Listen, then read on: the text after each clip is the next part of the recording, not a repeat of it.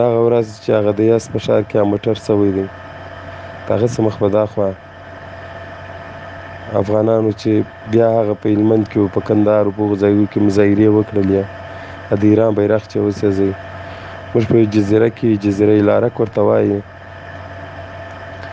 موږ دلته په دې جزیره کې وروره موږ څو افغانان یو، تقریبا 500 کسه به شاوخوا دلې کار کوو. یارانو نانوایي یې راباندې وتړلې، ډوډۍ یې راباندې بندې کړې، حتی د وطاکو مو نه پرېږدي چې راوځو د باندې. وایي ستاسې افغانانو زموږ بیرغ سېځلی دی، زموږ رئیس جمهور کې توهین کړی دی. ورونو، قریبانو، دوستانو، زما ګرانو وطندارانو، دغه غږ ورسوئ د افغانستان تر مرکزي حکومته پورې. ډېره سخته ده راباندې یارانو، بیخي بدبختي ده. کوشش وکړئ چې زموږ غږ ورسوئ تر مرکزي حکومته پورې، چې موږ د دې بدبختیو څخه خلاص کړي.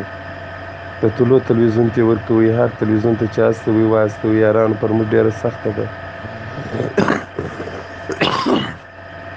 اوس ناجوړه یم، په خپله ناجوړه یم، حتی یوه ترخه ګولۍ نه راته رارسي. کومک وکړئ یارانو، ستاسو کومک بلکې موږ د دې ځای څخه د خدای په فضل و کرم خلاص کړي. ټول بندیان یو یارانو، 500 نفره یو، تقریبا 80 وطاقه یو، ټول یې راباندې بند کړي دي په دې جزیرې کې. موږ دلته د مایانو کار کوئ، تقریبا دا ډېر وخت کېږي. دغه موټر چې ورراخیستی دا زموږ ستاسې د وطندارانو ده چې په دې لارې کې وسو. د دغو په خاطر باندې زموږ وطندارانو په افغانستان کې مظاهرې کړي دي، بیرغونه ایستوي دي د ایران.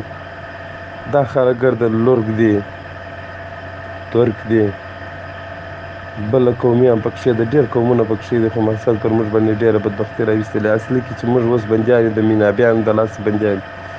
دغه میناب د بندر واخته چې دا خلک نو دلته ټول په حکومت کې دي. دو خلکو موږ داسې کړي چې ژوند یې څه بېزاره کړي. زموږ غږ ورسوي تر مرکزي حکومته پورې. وروڼو ستاسې څخه ډېره مننه. خدای مو مل. السلام علیکم.